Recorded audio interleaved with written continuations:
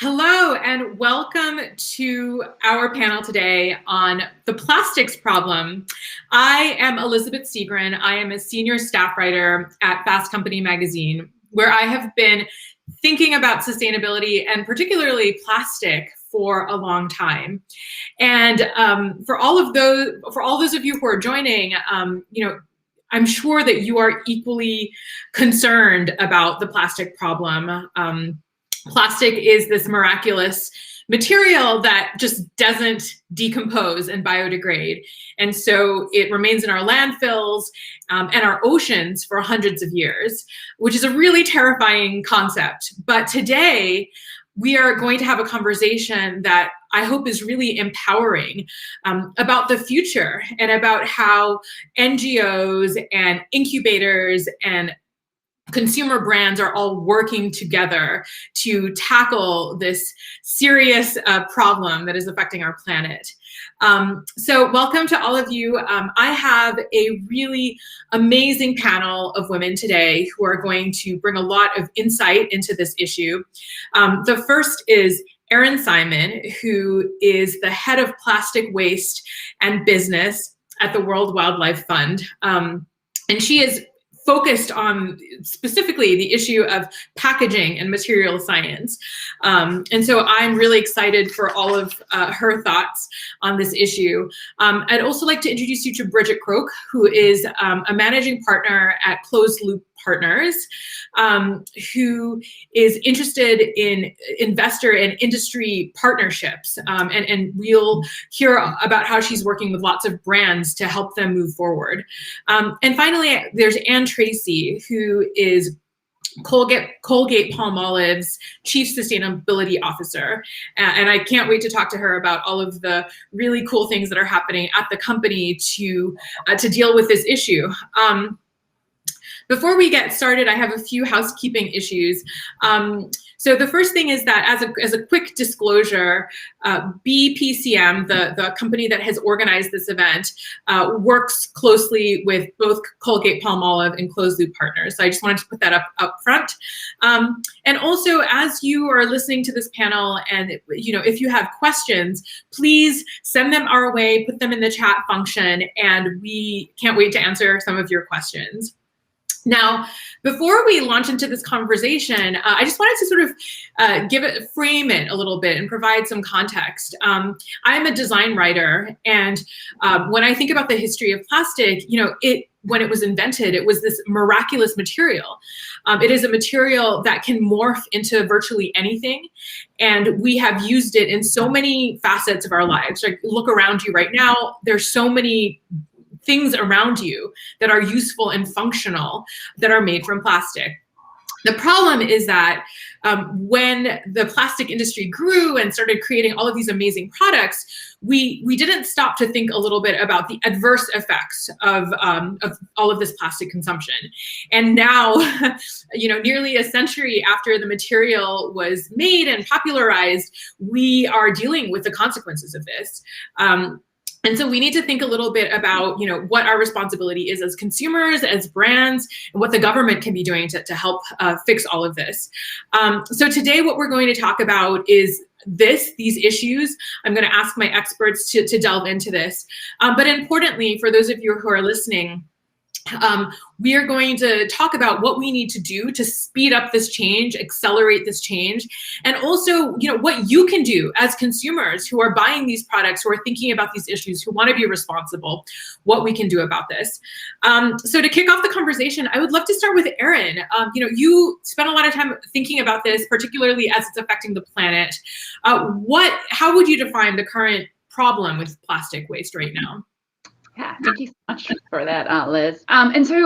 So Liz touched on this, right? Plastic has become this really important material in our everyday lives. But unfortunately, a lot of that plastic is ending up in nature, and that's this growing issue that's becoming an enduring global threat, right? We know that every minute of every day, a dump truck of plastic is entering our ocean. And that's accumulating to a lot of plastic. That's 11 million tons of plastic a year right now, are the general estimates. And these are sort of everyday plastic items that end up in nature and then take hundreds of years to degrade, and in the process have really bad consequences for the ecosystems and those who live in them. And I'm not just talking about species, whales and turtles. I'm talking about those local fishing communities or just local communities that are just disproportionately impacted by issues like this. And plastic is just this really ubiquitous material. It's everywhere, but it's really new. I don't think most people realize that half of the plastic that's ever been produced has been made actually in the last 15 years. And this has largely been driven by the demand of many people and industries.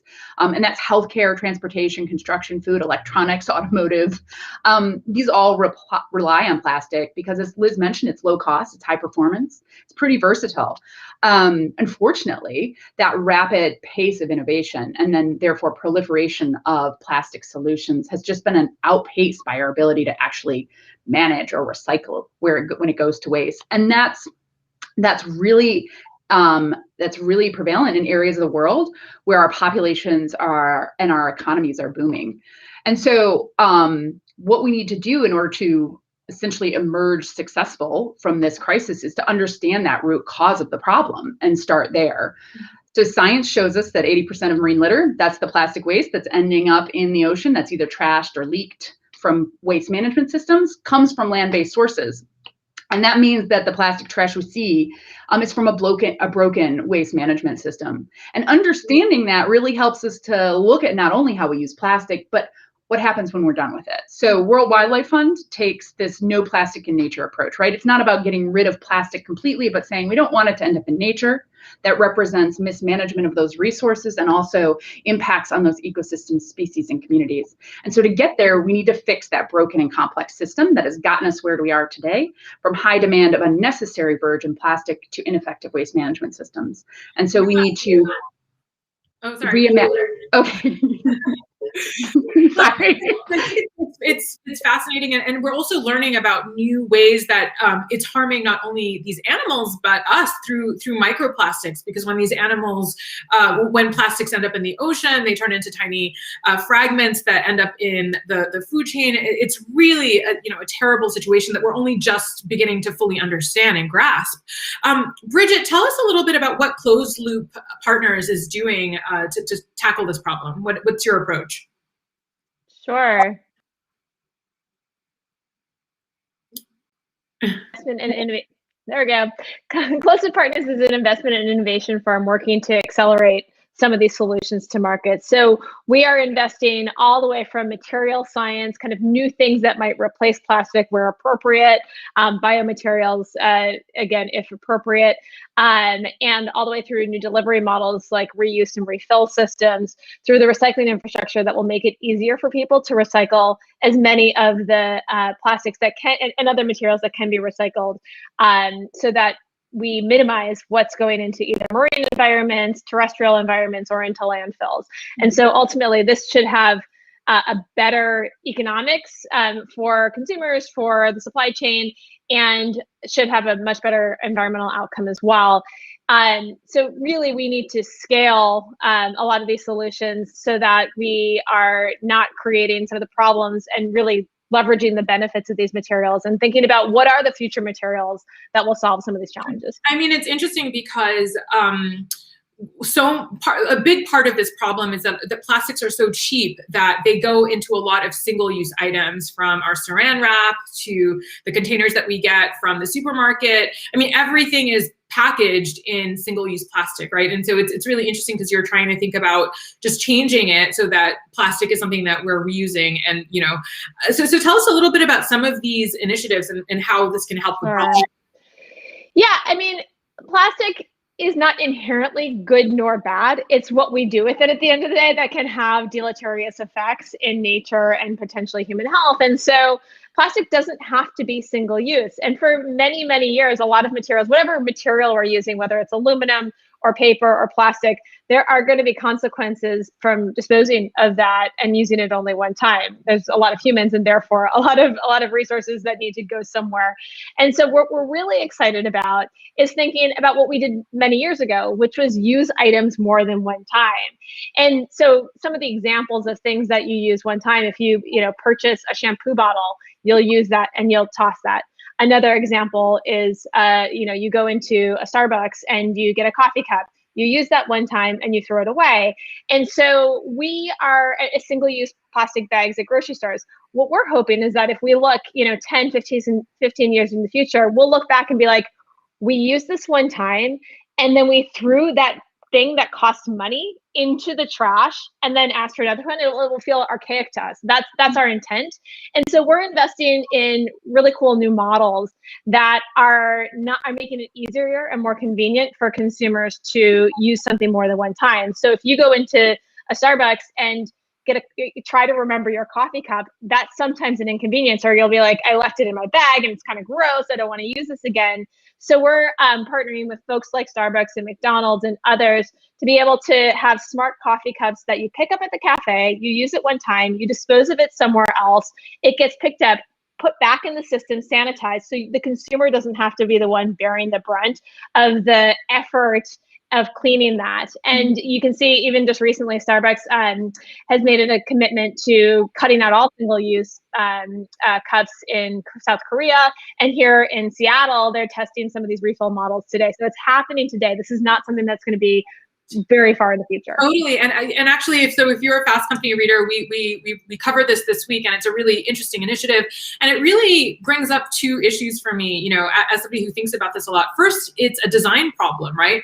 Part of it is that a lot of the single-use plastic that we have now, they were designed for convenience, and they're still widely used today. And we need to just redesign things, right? Because the other point that you bring up is that, consumers want to be part of the solution, but in some ways our hands are a little bit tied because we only have access to what is available to us. And so, Erin, I would like to bring you in again because I'd love to talk to you a little bit about the U.S. Plastic Pact, which is something that you have worked on, and how that can help solve some of these problems that we're talking about right now. Yeah, we co-funded the U.S. Plastic Pact alongside the Recycling Partnership, TRP, and of course, Ellen MacArthur Foundation last year, really in an effort to bring a much needed vision to the United States on plastic waste mitigation. Before I really jump in on that, I just think that we need some context on why we need an effort in the United States, right? We know that Americans account for only 5% of the world's population, but we create half of the globe's solid waste. And in the US, 72% of our plastic waste is ending up in landfills, right? That means it's not being recycled, it's not being circulated back into the material system for reuse. And in fact, in the US, on average, only 9% of plastic gets recycled. So the US really represents this big opportunity for recycling due to the big gap with how much is going into the system, how much plastic and how much is actually getting recycled.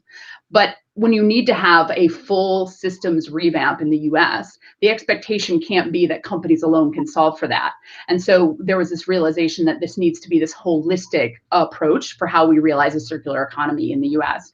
And that's why the US Plastic Pact launched last August. And really what it does is bring together all those key value chain members, sectors, industries, NGOs, cities, governments, to collectively share learnings and drive action. The idea being that by 2025, right, we'll move from that 9% recycling rate to a 50% recycling rate. And we'll do that because we'll have good policy and we'll have companies that are putting designs and solutions on the market that are actually recyclable, reusable, and compostable in the system that we have. And so those goals are really just centering us around how we can collectively shift the system. And I'm pretty excited about the progress that we're going to be making. It's a really intense timeline that we've set out for ourselves, but it holds a lot of potential for that local implementation of a solution in a place. Totally, and as we're saying, it's such a huge problem. We need to address this quickly, right? There's lives at stake, literally.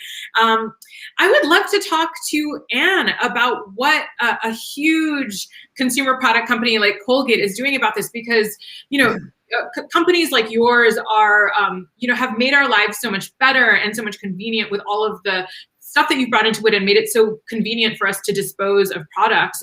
So it's kind of a big shift for both the consumer and the brand to think about, what do we do about this tube of toothpaste or this toothbrush that we're used to throwing out? So tell us a little bit about your approach. Sure, Liz. So I guess the first thing I want to say is that you mentioned, large corporations.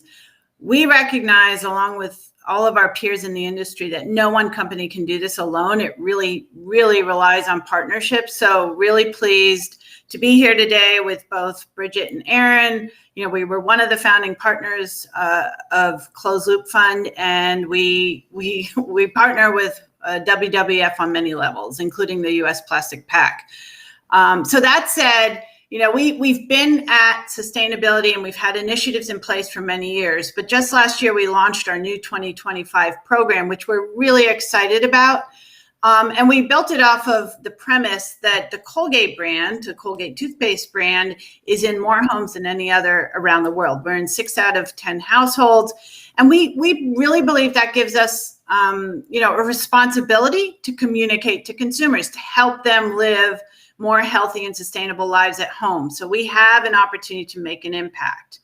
And when we built that strategy, we have 3 main kind of ambition spaces around social, around designing more sustainable products, and around preserving our environment. And under preserving our environment, we have a huge focus on eliminating plastic waste. So we have a number of actions, but that has quickly risen to the top to be one of our key issues that we're dealing with. Because if you think about it, to your point, all of our products today are in plastic packaging. So we have to tackle that. Yeah, for sure. And so tell us a little bit about kind of your sort of very tangible goals when it comes to reducing this plastic. So we've set ourselves goals. Aaron mentioned the Ellen MacArthur Fund. They have the global commitment. So our goals are consistent with the global commitment, which means that we have set our sights on becoming 100% recyclable, compostable, or reusable by 2025. And in order to do that, we are increasing our recycled content. So that means, that's the reuse piece that Bridget mentioned, and we're going to put that back into our existing plastic. We're increasing that to 25%. And then finally, our most recent goal that we've set for ourselves is to reduce the amount of new or virgin plastic that we use by 1/3. Mm-hmm. Yeah. And let me tell you a little bit about some examples of what we're doing already to start to get to those big goals. And let's talk about oral care, because oral care is a big part of our business. So I like to tell the story of the recyclable tube, which we recently launched, and we're rolling out across every one of our toothpaste tubes around the world. And we put close to 9 billion tubes of toothpaste out a year. So that's a lot of toothpaste tubes. So we said, because we are the oral care leaders, that we had to be first to market with a recyclable tube. So it's actually been about 5 years now that we sat down and started working on the technology to develop that recyclable tube.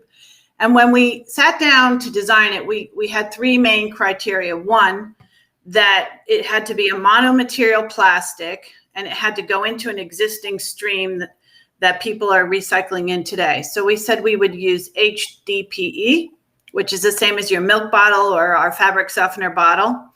And we said it had to deliver the same high quality efficaciousness around fluoride, so you don't get your cavities, and it had to taste good. And then finally, it had to squeeze like a tube, because that's what consumers are used to.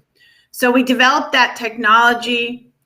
We even did empirical testing with the material recycling facilities, or the MRFs, to make sure that it worked and went through the stream.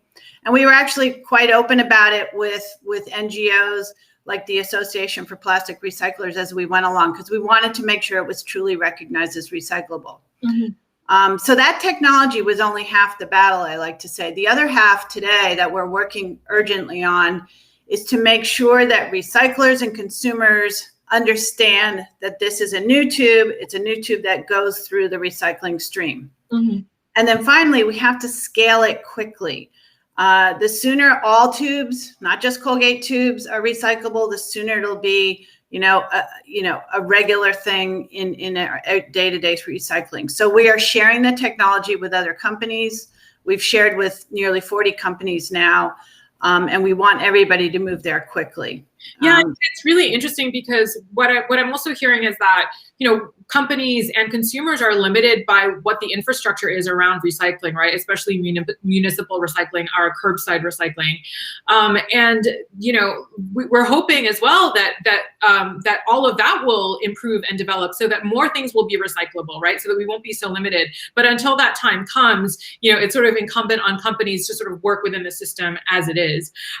Bridget, I'd like to bring you back in to hear more about your work with Colgate and other companies to sort of help with these kinds of redesigns and rethinking about the entire supply chain and stream. Yeah, as Anne mentioned, this is and not in so many words, but this is a system problem that requires a system solution, which means that industry really needs to come together to make sure that everything that's designed and put into the marketplace can go through a recycling stream. And so part of that is that we need the recycling infrastructure so that consumers can take the things in their household, understand what can and cannot go into the recycling container, and then that can not only get collected, that can be brought to what Anne called a MRF, a material recovery facility. That is what I like to describe as a giant Rube Goldberg machine that sorts everything out into their respective commodity groups, whereby that then becomes a commodity and therefore the feedstock for future manufacturing back into packaging again. Because I don't want us all to forget that the goal of this is to not just reduce waste at the end, but also to reduce extraction of raw materials that are entering the supply chain. That's the beauty of a circular economy, is you're creating efficiencies and removing externalities that are problematic. And so we pooled capital through our closed loop infrastructure fund that Colgate was a founding partner of, with a lot of their peers and competitors, retailers that they work with, and kind of others in the supply chain, to raise capital to give municipalities, recycling facilities, and those that are turning those recyclable commodities back into packaging and products again, below market rate loans, so that we could speed up the modern infrastructure that could identify things like those toothpaste tubes, put them in the right bale, and then get them back into the supply chain so it can go back into the next toothpaste tube in an economically viable way, consistent across the US. Yeah, I mean, it's really interesting because, we have an approach with all of the single-use plastic that works within our economic system, right? It's sort of focusing on convenience, and because the material is so cheap, nobody's thinking about its value. And so it seems like, an interesting part of this is basically redesigning the business model so that the material itself has some value to it. So yeah, I would love to hear a little bit about, Erin, what is, from your perspective, not necessarily operating within, within a company, what needs to accelerate this change? Yeah, I mean, building off of what Bridget and Anne have been talking about, we need really good policy at this point. We need a strong policy framework to enable the conditions to get so that the private sector can be successful, right? This is going to be a tipping point if we can do it, right? Companies will then be able to adapt, get on board with the new design requirements, funding mechanisms of this system that Bridget just described for high quality materials coming out, high quality feedstocks, and then move away from the one that doesn't work. One great example of what this could look like, and what there's a lot of discussion these days about, is extended producer responsibility, or EPR. So basically what that is a funding mechanism. It says we're going to pay for the system that's going to do all these things to recycle these materials and provide a secondary market. And that P stands for the producer is the one who pays. It's a tool that will help create a more efficient circular waste management system that's operated and funded by companies who are producing the materials. And then by doing that, the companies that are making products that are recyclable can now actually use those recycled materials from those to, increase the recycled content and move away from that low-cost virgin into more sustainable circular systems.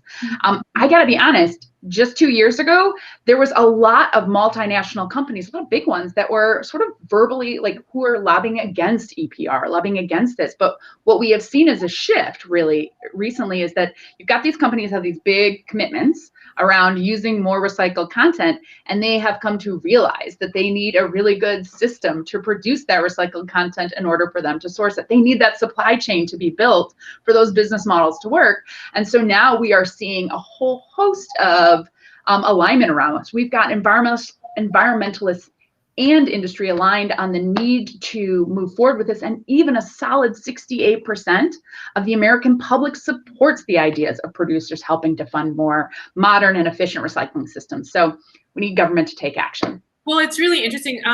Earlier this week, I did a big story about TerraCycle, which is a company that it's a private company that does recycling. As all of you out there, you may have seen, TerraCycle partnering with brands, right, to produce all of this material. And it's really interesting because it's a 20-year-old company.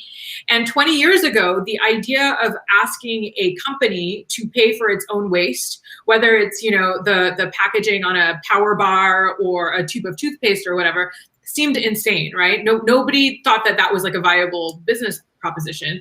But the founder has shown that over the last 5 years, brands are now voluntarily doing it. And I think it's exactly what you're saying, Erin, which is that it is now becoming a competitive advantage for brands to do this, right? Because consumers are on board and they want to be using products that they feel good about. And so Anne, I'd love to hear, as a company that makes plastic, tell us a little bit about your perspective on this change towards, you being the company that will, take care of the management of this waste. Well, not only is it, it's necessary. So let me explain where we're coming from. So first of all, Colgate doesn't lobby, so we've never lobbied against it in the past. However, I would say Erin's right. It has shifted dramatically. And in just the recent 2 years' time, companies are coming together and leaning into EPR. We recognize it as a way for us to, remember I mentioned earlier that we want to increase our recycled content to 25%. Many companies are saying the same thing. We're not alone in that. And today, if you project out what we, along with other companies, need, there's more demand than there is supply.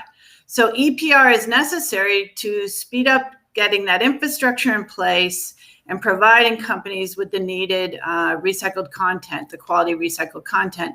So what we're in favor of, and we are in favor of, is an optimal EPR system that is very transparent and clear that, the funding is going into the right place, so that it creates that needed feedstock of recycled content for us. So it does actually begin to create that closed loop for us. Mm-hmm. We're also partners with, we belong to the Trade Association of Consumer Goods Forum, and there's 20 companies that have come together to write a white paper on EPR and what an optimal EPR system looks like globally. And Europe has been doing this for a long time. We're starting to hear about it now in the US. It's definitely increasing, and we want to be part of that governance and part of that system so that we can, participate in a way that really creates an efficient closed loop. Mm-hmm.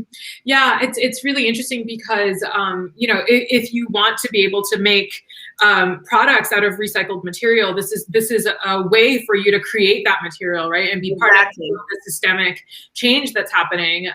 And yeah, I think, as consumers are demanding this, brands are innovating and coming up with solutions to make it happen for all of us. And so that's really encouraging. And for those of you who are in the audience and somebody like me who's a journalist and thinking about this, I think that shows that, as consumers, our voices do matter, right? Collectively, our voices have a way of moving the needle, even though, when we're at the grocery store and we're trying to make like the slightly more sustainable choice, it feels like, that's not going to have an impact. But collectively, I think, we're proving that it does. So, I spend all my time like writing about sustainability, and that often, so some days I'm optimistic, most days I'm like, oh, wow, we're in a really bad situation. The planet is, we're not in a good state right now. But, talking to all of you, I'm seeing, the grains of, things that are going to sprout in the next couple of years, right? And ways that things are going to happen. So I would love to hear from all of you, if we do things right, what is the world going to look like in, say, a decade from now? So, Anne, do you want to kick us off on that? Yeah, I mean, we've been talking a lot about recycling, but listen, we're not going to recycle our way out of this. And so, Colgate has a strategy around our plastic packaging with a hierarchy of to reduce, reuse, and recycle. So reducing is, at the pinnacle where we really need to focus initially. And, we have a great example of the Keep toothbrush, which we just launched, because toothbrushes is another plastic item. And with this new brush, which has a reusable aluminum handle, we've reduced the amount of plastic in our brushes by 80%, which if everybody uses that could keep 400 million toothbrushes out of landfill every year. So it's huge. So we need to reduce and we need to reuse. I'm really excited. I think this is going to take time. You mentioned several times, Liz, convenience, consumer convenience. Consumers, we as companies need to help make products that make it easy for them to change behaviors because they're creatures of habit. We're all creatures of habit. So I really believe in the refill models. I think that's really exciting. Through the closed loop partners, we were introduced to El Gramo, which is a reuse model. So we're experimenting today with reuse of liquid hand soap, for instance. So I really think that there's an exciting future there, but it's going to take understanding consumer behavior and helping them to make change, and we like 5 years ago, maybe, I don't know if it's 5 years ago or 10 years ago, nobody took bags to the supermarket. Today, everybody takes bags to the supermarket. So we've made that change. Mm-hmm. So if we can take bags, we can take reuse bottles. So we'll see where that goes. That's my hope. And Erin, coming at this kind of from like defending the planet, what are things going to look like in 10 years if we don't screw things up? I mean, if we get it right, there's so much potential and we've got such great momentum. What I want to see, and just building off what Anne said, was I want this really equitable system. And when I say that, I mean that the consumer only experiences products that are reusable, compostable, or recyclable, and they all, whatever mechanism to get those, let's talk recycling here. That blue bin, everybody in the US, for example, has a blue bin, and it's not a decoder ring that you need to figure out what goes into that. If it goes into the blue bin, it just goes into it. And there's enough funding to fund those MRFs, those material recovery systems, everywhere we need them, with the right technology, so that those blue bins full of products that go in those blue bins go into these recycling facilities, and we have this really high quality secondary material market that companies can buy from and continue to design to that. That for me is the future that we should have, right? It shouldn't be about consumers having to decide between what is recyclable, what is not. It should be, do I feel like I want to do reuse? Is this product something that makes more sense in recycling, or is this something that goes in compost, like a wipe? Like how, and it makes it super easy for them, and it's not something that they have to buy into. It's something that they can all have, right? That's what we really need. So it sounds a little Pollyanna, but I'm hopeful for. Well, sort of thinking about it from as a writer, it seems like all of this technology, all of this recycling technology is out there. There's a lot of science and research going into this. It's just about executing, right? And that's good, because if we didn't have the technology to do it, that would be an even bigger hurdle. Right now, it's just about making it reality.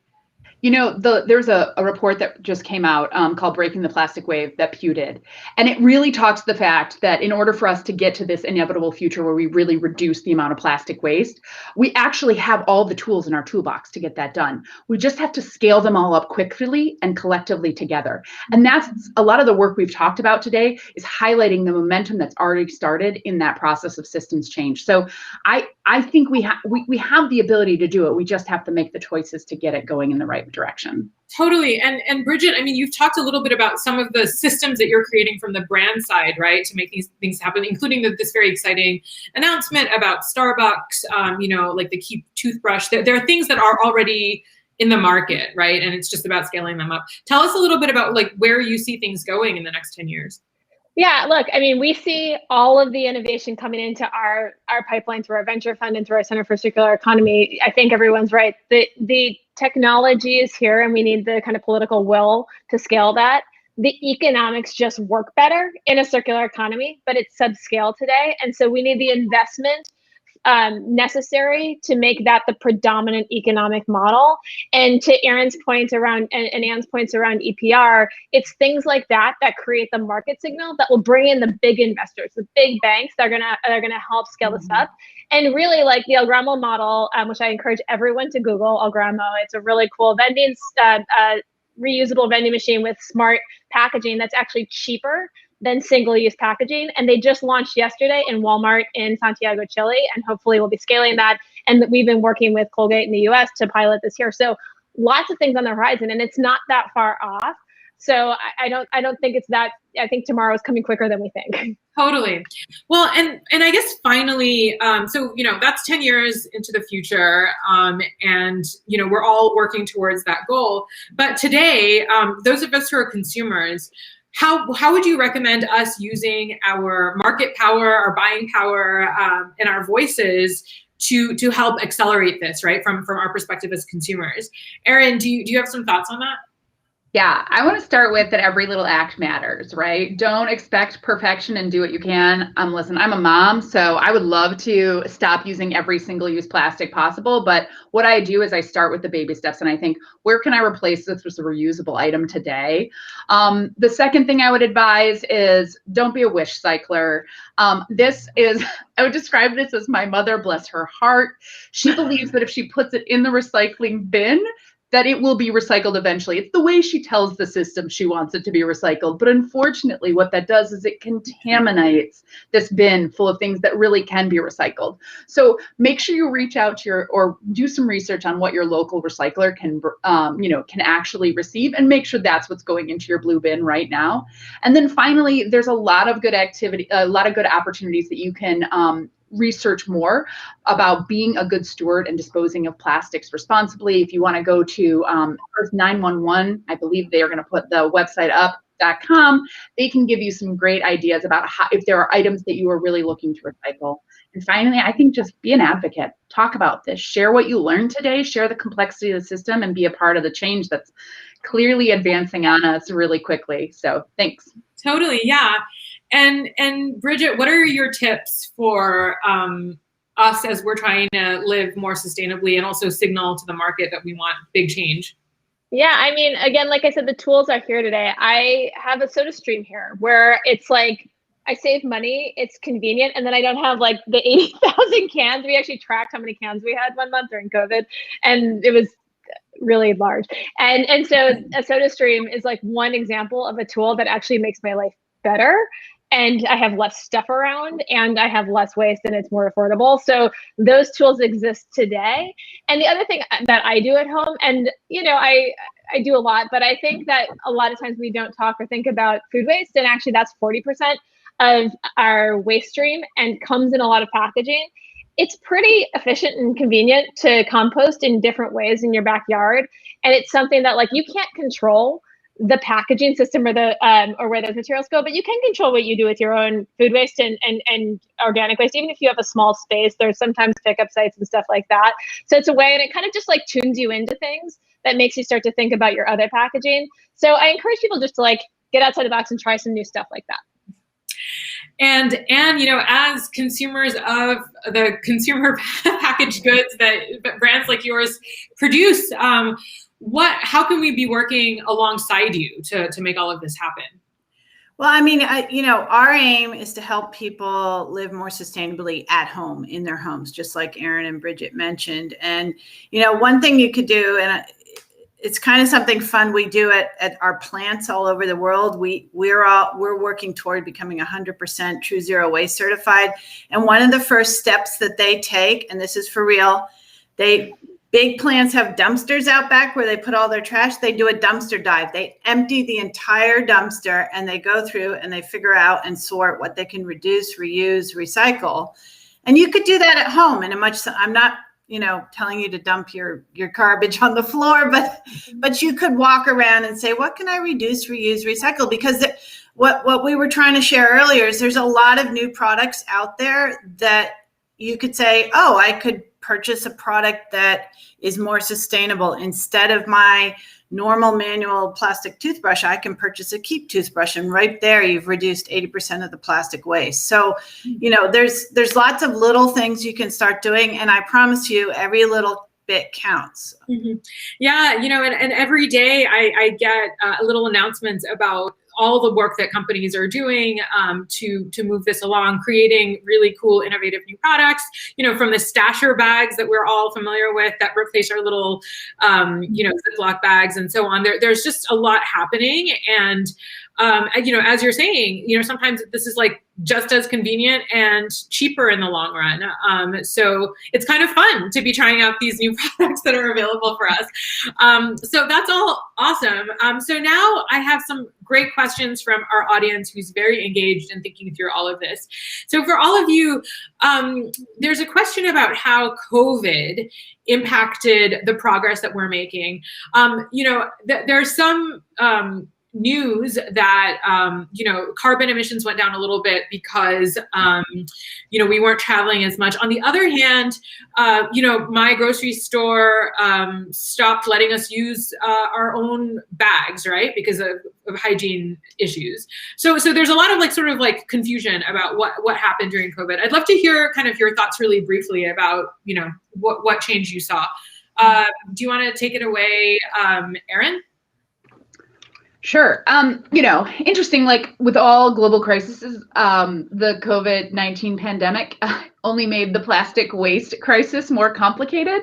I know there was a study that came out sometime at midpoint last year, and I just want to highlight that we're still in the pandemic. So none of these numbers are really solid or firm, but they just kind of indicate what's happening a little bit, right?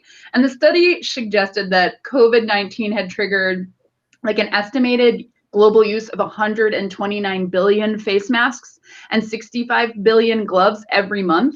And that same study estimated that 2020 would have produced 30%, so nearly a third more waste than 2019.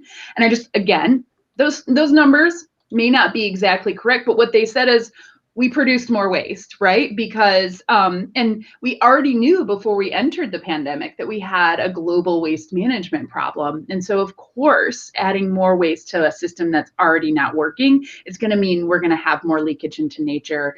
And it's going to, you know, it's going to mean it's going to be more challenging. And so I think what it helped all of us who've been really trying to problem solve this for a while is to think about this future system, what we're building now that is going to have more circular material systems in the future. How can that be more resilient? How can we think about these types of, you know, these global pandemics or whatever the next thing is that's going to, how can we make sure that we have a system that can still be maintained within that? So I think from my perspective, it just helped with the urgency and having those conversations and pushing those solutions forward. And Bridget and Anne, from your perspective, you know, on the brand side, did this accelerate or sort of accelerate the movement towards, you know, towards more sustainable future? Yeah, I'll maybe talk broadly, and then Anne, you can talk specifically about Colgate. I'll be honest, like I agree with Erin that it definitely in the short term created more waste, no doubt about that. But what we saw is we kind of like the first few months were like, okay, what's going to happen? Our company's going to completely redirect towards other priorities. And, you know, there was a few fuzzy months where everyone was confused. And then as things started to settle into how we were working in this current world order, it was pretty clear to us that those who were prioritizing these issues realized that they were going to come out of this and still be exposed on these issues with consumers, with the media, with regulators. And so they needed to continue to march forward. And if they all have aggressive goals. If they lost a year, there's no chance that they're even coming close to achieving those goals. So the combination of kind of companies continuing to like trudge forward on achieving these goals and not slowing down from what I saw across many companies, and investing more dollars this year. In our investment funds, we've gotten significantly more investment dollars from both companies and from traditional investors than we have in any year in our 7-year existence so far. But it's been it's continuing growth curve. We also have seen that the supply chain breakages that happened early in COVID exposed some gaps in being able to access the raw materials that you need for your packaging and products. And so if you can't get pumps or you can't get, the inputs for toilet paper, that's really a supply chain challenge. And many companies don't know their second and third tier suppliers. So it's trends like that I think are actually accelerating regionalized, transparent supply chains that use kind of content that you can kind of track where it's coming from in a distributed kind of way. And that really trends with the circular economy. Mm-hmm. Yeah. And well, and Anne, so another question that came in, which is sort of related to this, is also, how do you incentivize consumers to participate in the recycling and sort of the reduction, all of the different things that you're doing? How do you incentivize consumers to be part of the solution with you? Yeah, so that's the big question mark, right? I think, just building off the last question, to be a little more optimistic, I think during COVID and this very visible evidence of heightened other streams of trash and waste that we saw, I think it made people more aware. I think it did raise awareness overall, that's a good thing. So building off of that point, how do we incentivize consumers?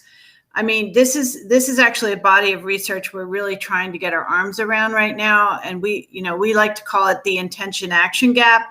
And there's studies out there that show that if you go ask the average consumer, over 90%, 92% of the people say, yes, I want to live more sustainably at home. They say, sure. But when it comes to actually acting and doing something different and changing their behavior, only 16% of the people act. So that's a huge gap. And so that's, what companies like ours are trying to figure out, because many of our products are habit forming products, brushing your teeth, washing your hands. So how do we create new habits that's a better experience with the convenience that you mentioned? How do we understand what those barriers are and remove them for consumers? So that's the quest we're on. And I like to say the company that figures that out is the company that's going to win. Yeah, for sure. So some other questions that have come in. Bridget, you're talking about sort of macro level solutions and looking through things like, the post-consumer supply chain. Are you pursuing data about are you making some of these, building some of these solutions based on what you're seeing, right, in terms of how these materials, what percentage of these materials are out there, and what percentage of them are already being recycled, and so on? And what can you tell us about that?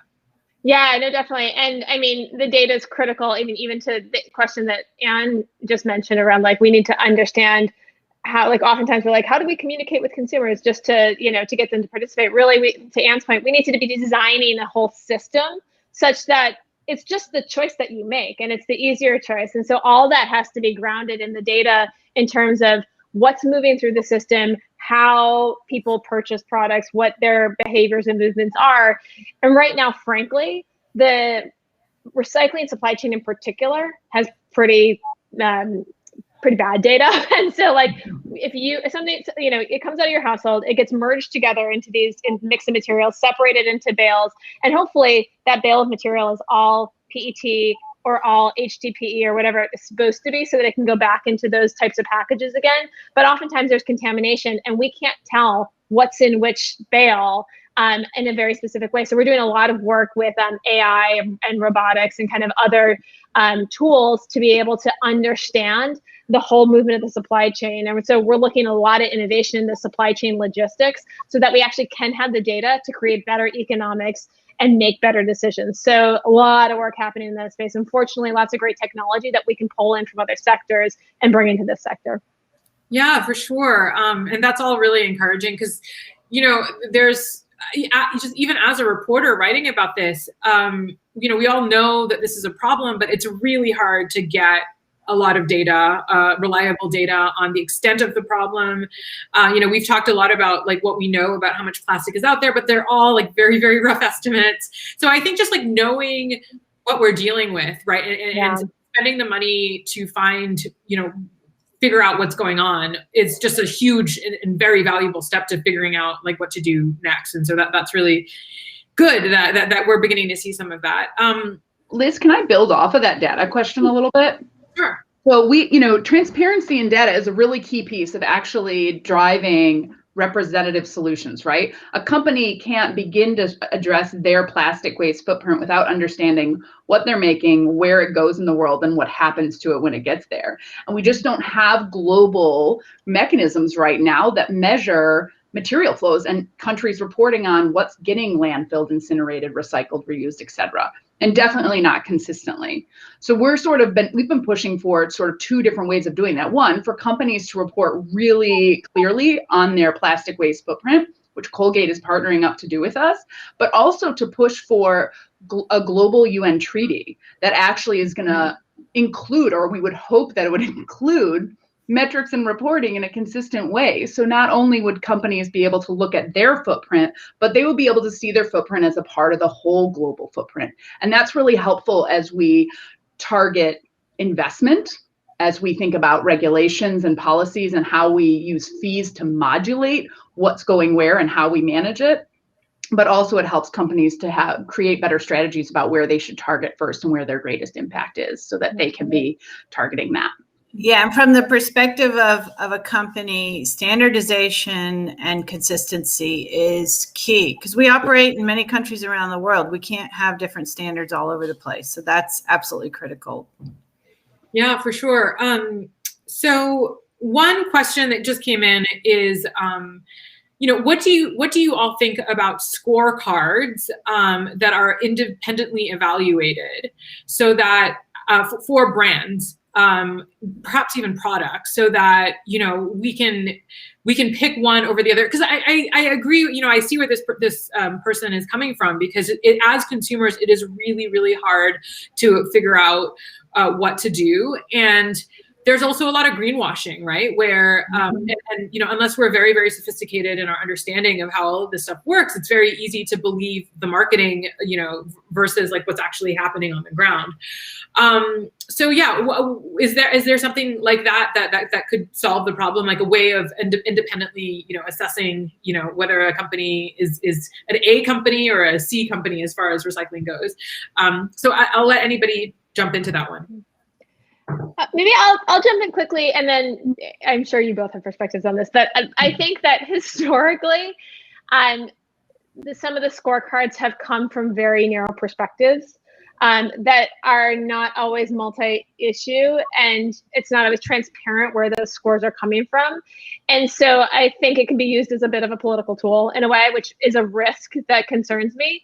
At the same time, I think we have some really interesting technology with blockchain and some of the digital transparency tools that create a level of, of inability to fake or create a sense of transparency that will allow us to create kind of better scores. And then consumers will be able to use new tools through like AR and stuff like that on their phones to be able to read the whole history of that supply chain. And so as the tools become available to create better scorecards, I'm conceptually on board so that to help the consumer make it easier.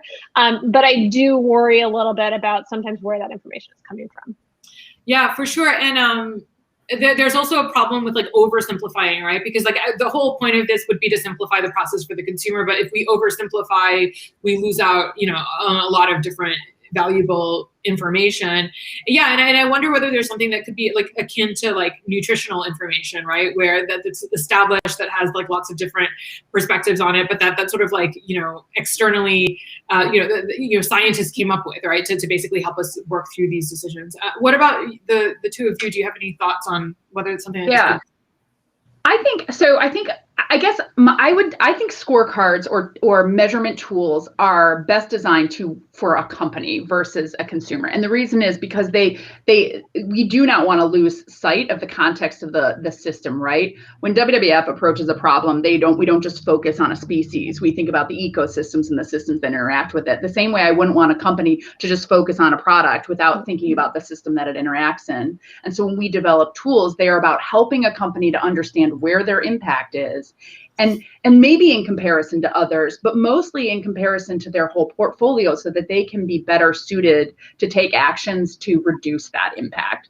My goal ultimately would not be for a company to have to compare one to another, that sustainability claims would not be competitive claims, that all the products being put on the marketplace are, you know, it's not about them having to use that decoder ring to figure them out. It's about knowing that Colgate is putting products on the marketplace that can be recyclable, reusable, compostable, that are good for the planet. And I know that's asking a lot, right? But I do think that a scorecard today, in the way they are designed, can be way too myopic. And then you lose touch with what the value of that letter grade has to do with everything else that's happening in the system that they're impacting. So.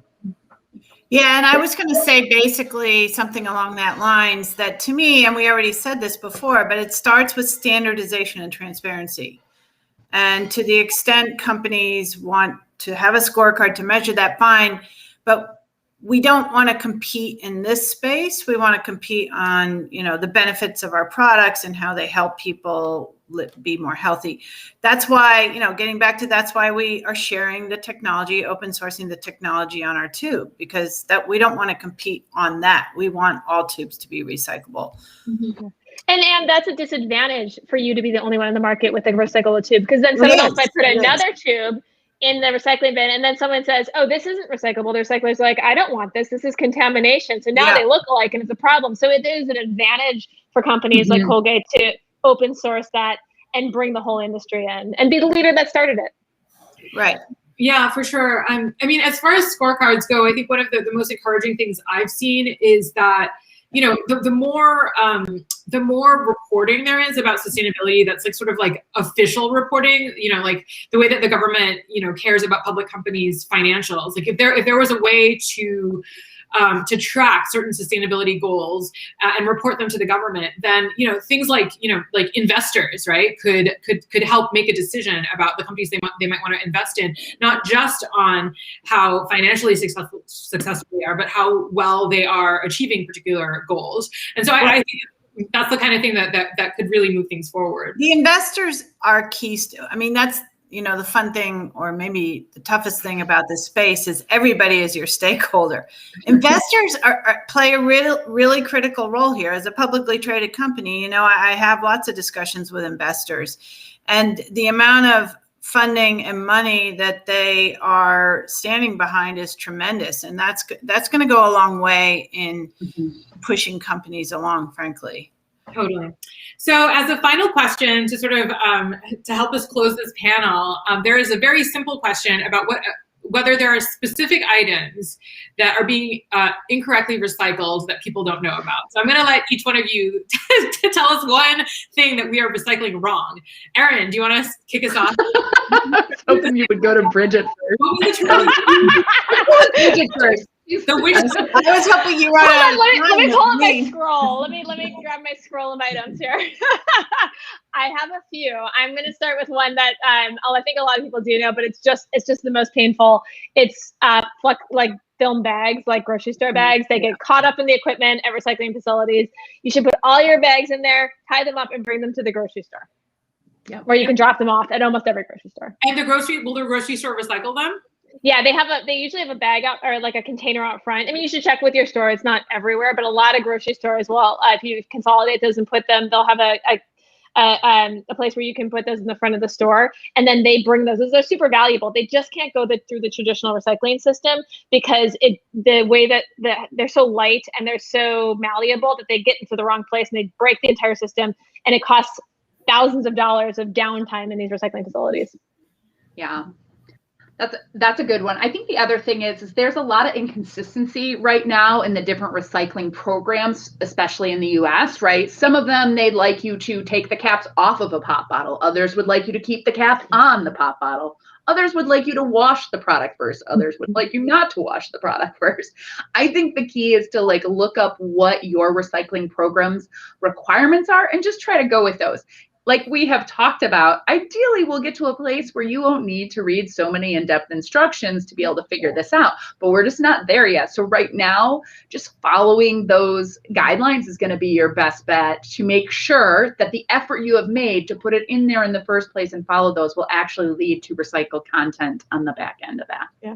I'll just say, I'm so sorry it's so hard. Yeah. I wish it wasn't. And maybe the one quick thing I'll chime in on is the misunderstanding of bio-based, biodegradable, and compostable. Oh, yeah. That makes it even more confusing. And some people think if it's bio-based, it's biodegradable, and it's not. And so that adds a whole nother layer of complexity.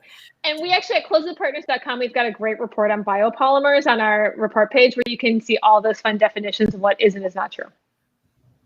Awesome. Well, that's for the next panel. Exactly. And we all, as speaking from a consumer perspective, we all look forward to the day when, yes, we won't be spending, hours trying to figure out whether to take off a cap from a bottle. We, obviously, I think we all have better things to do with our time than that. But until that moment comes, we will do that. We will go do all the research. We will take off the caps or leave them on. And what we're supposed to do in our neighborhood. Thank you guys so much. I really appreciate your time today. And I thought this was a really fascinating panel. And I'm optimistic about the future. So thank you so much. Thank you for being here. Thanks, Liz. Thank you. Okay, thanks, Anne. Thanks, ladies.